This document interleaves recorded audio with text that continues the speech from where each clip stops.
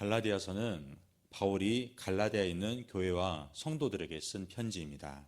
이 편지는 우리를 구원하신 하나님께서 주신 그 참된 자유가 무엇인지 우리에게 이야기하고 있는 성경이라는 것입니다. 바울은 이 편지를 쓰기 전에 바나바와 함께 남쪽 갈라디아 전도 여행을 성공적으로 마친 뒤였습니다. 그러나 시간이 흐르자 유대인들이 갈라디아 교회 그 성도들에게 구원을 받기 위해서는 할례나 모세의 율법을 받아들여야 한다고 강요한다는 것을 알게 되었다는 것입니다. 또한 그들은 바울의 사도권을 부정했으며 십자가의 구속을 반대하여 다른 복음으로 이끌어가고 있음도 알게 되었습니다. 그래서 바울은 갈라디아서를 통해 구원은 오직 예수로만 받는다는 것을 극단적이고 과격하게 느낄 만큼 강조하고 있습니다. 갈라디아서 1장 7절 말씀입니다.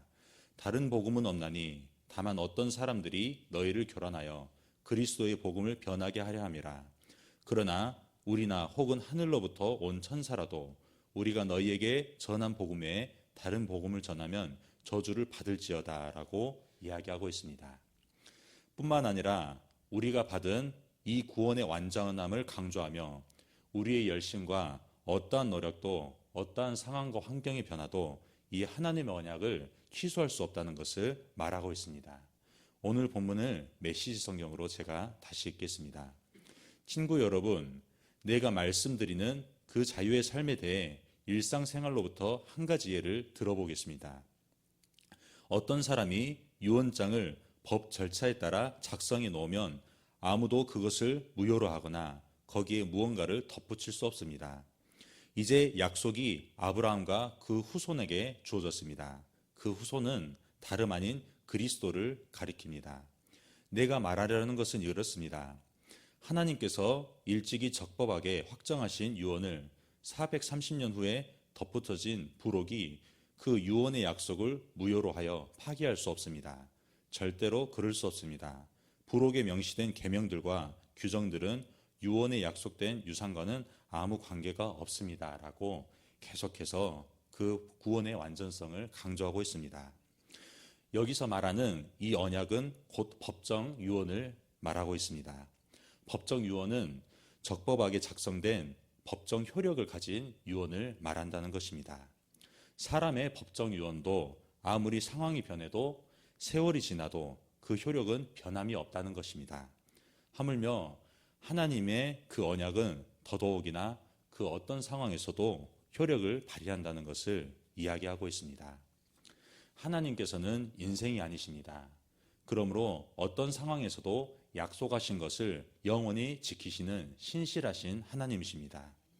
또한 구원을 오직 예수로만 하시는 것은 하나님께서 그 신실하게 약속대로 우리를 구원하셨다는 그 부인할 수 없는 역사적인 증언을 지금 이 시간에도 하시고 있는 까닭입니다.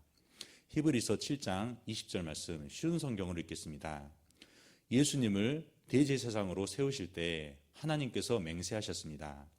다른 사람들이 제사장이 될 때에는 그런 맹세를 하지 않으셨습니다. 그러나 그리스도는 하나님의 맹세로 제사장이 되었습니다. 주님께서 너는 영원한 제사장이라고 약속하셨으니 그 마음을 결코 바꾸지 않을 것이다. 예수님께서 하나님과 그의 백성 사이에 더 좋은 약속의 보증이 되셨다는 뜻입니다. 제사장들이 죽으면 제사장의 일을 더 이상 할 수 없기 때문에 제사장의 숫자가 많을 수밖에 없었습니다. 그러나 예수님께서는 영원히 살아계시기 때문에 결코 제사장의 일을 쉬지 않으실 것입니다. 그러므로 예수님은 자기를 통하여 하나님께 나오는 자들을 완전히 구원하실 수 있습니다. 예수님은 항상 살아계셔서 하나님께 나오는 자들을 돕고 계시기 때문입니다. 라고 말하고 있습니다. 오직 예수님만 하나님의 약속대로 오신 분이십니다. 그러므로 예수로 말미암은 구원은 하나님의 언약의 성취라는 것입니다. 그래서 오늘 갈라디아서의 저자 바울은 복음을 전할 때 가장 중요하게 여긴 것을 이렇게 이야기하고 있습니다. 고린도전서 15장 1절 현대인의 성경으로 읽겠습니다. 형제 여러분, 내가 여러분에게 전한 기쁜 소식에 대하여 다시 한번 여러분을 깨우치려 합니다. 여러분은 이 기쁜 소식을 받아 그 위에 여러분의 신앙을 굳게 세웠습니다. 만일 여러분이 내가 전한 말을 굳게 지키고 헛되이 믿지 않았으면 그 기쁜 소식으로 여러분은 구원을 받을 것입니다. 나는 내가 받은 가장 중요한 것을 여러분에게 전하였습니다. 그것은 그리스도께서 성경 말씀대로 우리 죄를 위해 죽으시고 무덤에 묻히셨다가 3일 만에 다시 살아나셨다는 것입니다. 라고 이야기하고 있습니다. 하지만 오늘 본문에서도 보았듯이 그 약속의 말씀을 경험하지 못한 유대인들 그리고 오늘날의 많은 사람들도 이렇게 반문한다는 것입니다. 예수로만 구원을 받는다면 그럼 사람이 하는 것은 아무것도 아니라는 것인가? 또한 이 착하게 살려고 노력하는 것도 바르게 살려고 노력하는 것도 필요 없다는 말인가? 이렇게 반문을 한다는 것입니다. 이 반발에 대한 대답으로 하시는 말씀이 오늘 성경 말씀이라는 것입니다. 성경은 이 반발에 대답을 하기 위해서 율법의 한계 그리고 율법이 할 수 없는 역할을 언급한다는 것입니다. 곧 사람이 착하게 살고 바르게 사는 것에 대한 한계를 이야기하고 있습니다.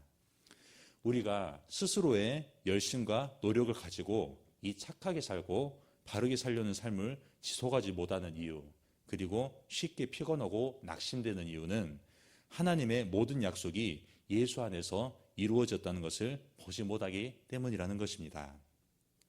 그러므로 예수 안에 있는 우리에게 하나님의 모든 약속이 이루어졌고 이루어질 것을 신뢰하지 않게 된다는 것입니다.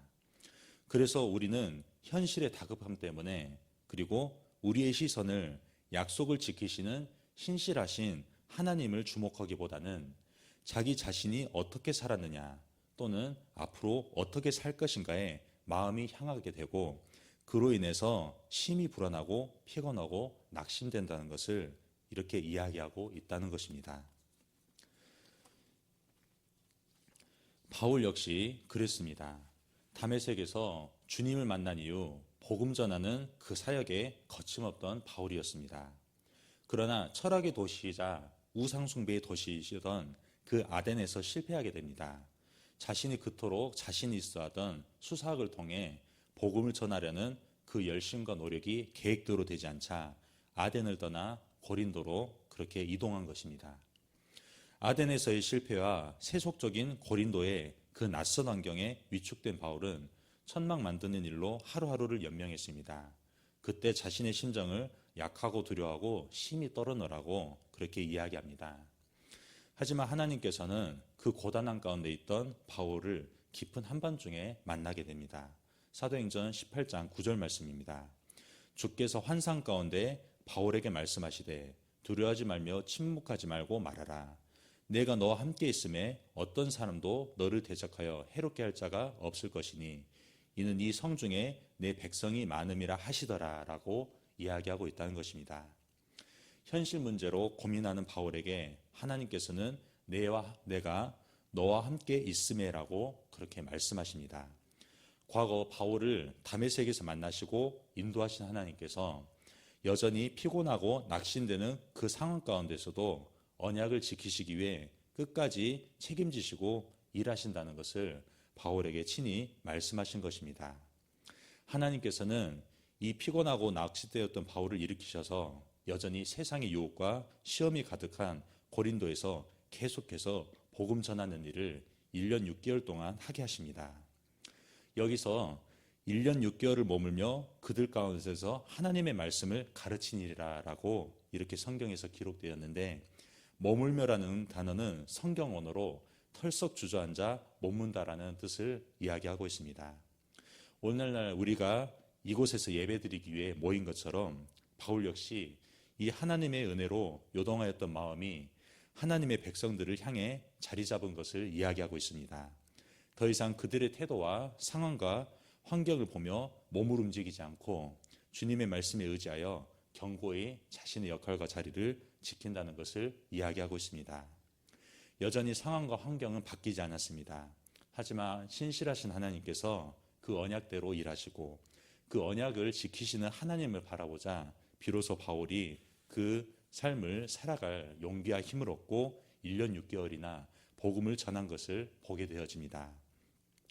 뿐만 아니라 바울이 이처럼 다시 회복될 수 있도록 하나님께서는 바울에게 하나님의 사람들을 만나주게 하십니다. 바울이 아덴을 떠나 고린도에 이르렀을 때 아굴라와 브리스길라 부부를 만나게 됩니다. 그들 부부도 로마 황제 글라우디오의 박해로 로마를 떠나 고린도에 정착한 상황이었습니다. 그들은 자신들에게 찾아온 그 바울을 환대했습니다. 그리고 자신과 같은 그 기술을 가진 바울에게 천막 만드는 일로 생업을 이어가도록 도왔습니다. 뿐만 아니라 자신들의 집을 예배처로 사용하게 했으며 바울과 함께 하나님의 말씀을 자세하게 가르쳤다는 것입니다. 그리하여 바울은 그들을 자신의 동역자라고 이 부부를 소개하고 있는 것입니다. 그러므로 우리가 힘을 내서 해야 될 것은 오늘 하나님께서 말씀하시는 이 말씀에 더해서 히브리서 말씀을 통해 우리에게 이 한 가지를 요구하고 계신다는 것입니다. 히브리서 10장 23절 말씀입니다. 또 약속하신 이는 믿으시니 우리가 믿는 도리의 소망을 움직이지 말며 굳게 잡고 서로 돌아보아 사랑과 선행을 격려하며 모이기를 패하는 어떤 사람들의 습관과 같이 하지 말고 오직 권하여 그날이 가까움을 볼수록 더욱 그리하자. 너희에게 인내가 필요함은 너희가 하나님의 뜻을 행한 후에 약속하신 것을 받기 위함이라. 잠시 잠깐이면 오실 이가 곧 오시리니 지체하지 아니하시리라. 나의 의인은 믿음으로 말미암아 살리라.